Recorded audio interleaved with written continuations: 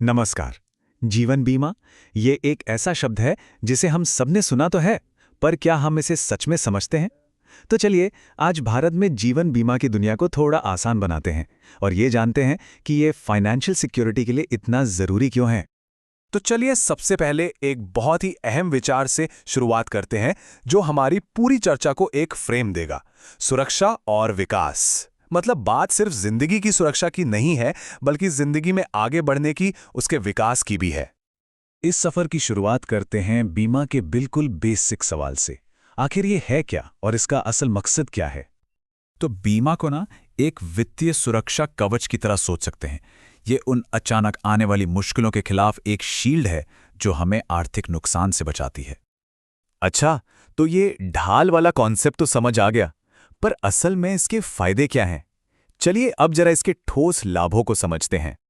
ये कह सकते हैं वो सबसे पहला और सबसे बुनियादी सवाल है जो किसी के भी मन में आता है जब वो अपनी फाइनेंशियल जर्नी शुरू करते हैं। देखिए, मोटे तौर पर बीमा के 3 बड़े कारण होते हैं जो फाइनेंशियल स्टेबिलिटी की नींव रखते हैं। पहला, ये अचानक आने वाले बड़े खर्चों से बचाता है। दूसरा, ये जानकर मन को एक शांति मिलती है कि एक सेफ्टी नेट है। और हाँ, तीसरा ये कि ये कुछ कानूनी ज़रूरतों को भी पूरा करता है।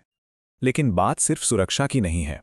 जीवन बीमा पॉलिसियां इससे कहीं ज्यादा देती हैं, जैसे कि टैक्स में बचत, जरूरत पड़ने पर लोन की सुविधा और यहां तक कि इन्वेस्टमेंट पर रिटर्न का मौका भी।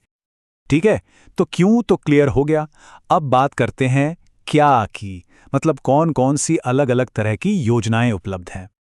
तो बीमा योजनाओं को हम कुछ मेन कैटेगरीज में बांट सकते हैं और हर एक का मकसद अलग है।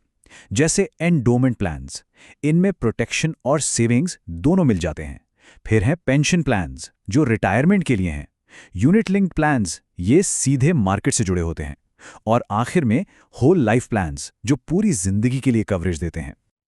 और यहीं पर ना निवेश के 2 अलग अलग रास्ते सामने आते हैं। एक तरफ है नॉन लिंक्ड प्लान्स जो बाजार के उतार चढ़ाव से दूर एक तरह का स्टेबल और गारंटीड रिटर्न देते हैं। और दूसरी तरफ हैं यूनिट लिंक्ड प्लान्स जहां रिटर्न तो ज्यादा मिल सकता है, लेकिन हाँ, जोखिम भी उतना ही ज्यादा होता है। अब इन कॉन्सेप्ट्स को और बेहतर समझने के लिए चलिए कुछ असली पॉलिसियों के उदाहरण देखते हैं।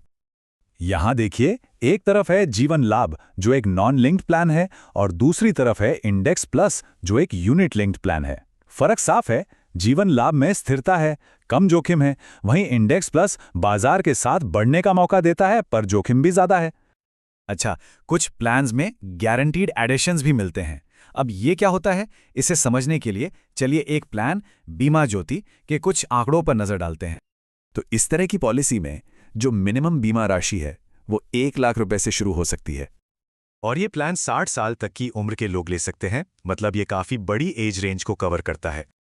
और ये एक बहुत ही दिलचस्प बात है, इसमें प्रीमियम भरने का जो समय है वो पॉलिसी की कुल अवधि से 5 साल कम होता है। मतलब ये कि पेमेंट पहले ही बंद हो जाती है, लेकिन कवरेज पूरे टर्म तक चलता रहता है। तो अब सवाल ये है कि बचत बढ़ती कैसे है। तो देखिए, हर साल बीमा राशि के हर 1000 रुपए पर 50 रुपए की गारंटीड बढ़ोतरी होती है।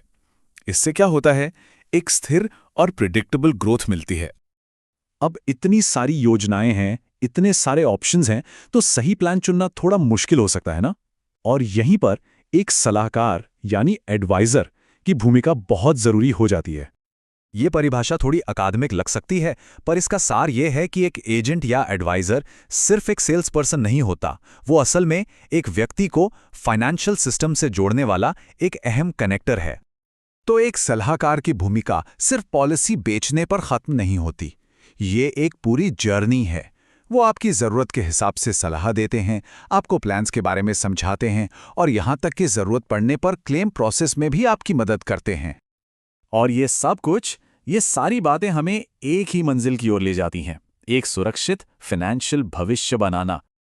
देखिए, कोई भी बड़ा काम करने के लिए, चाहे वो बच्चों की पढ़ाई हो, शादी हो या घर बनाना हो, एक बड़ी रकम की ज़रूरत पड़ती है और बीमा इसी रकम को जमा करने का एक जरिया बन सकता है। और हाँ, एक बहुत ही महत्वपूर्ण बात, जब पॉलिसी मैच्योर होती है तो मौजूदा नियमों के हिसाब से मिलने वाली रकम टैक्स फ्री होती है। ये अपने आप में एक बहुत बड़ा फायदा है। तो आखिर में ये एक सवाल सोचने के लिए रह जाता है, क्या हमारा वित्तीय सुरक्षा कवच भविष्य के लिए तैयार है?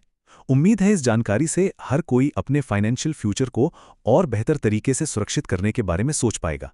जुड़ने के लिए धन्यवाद।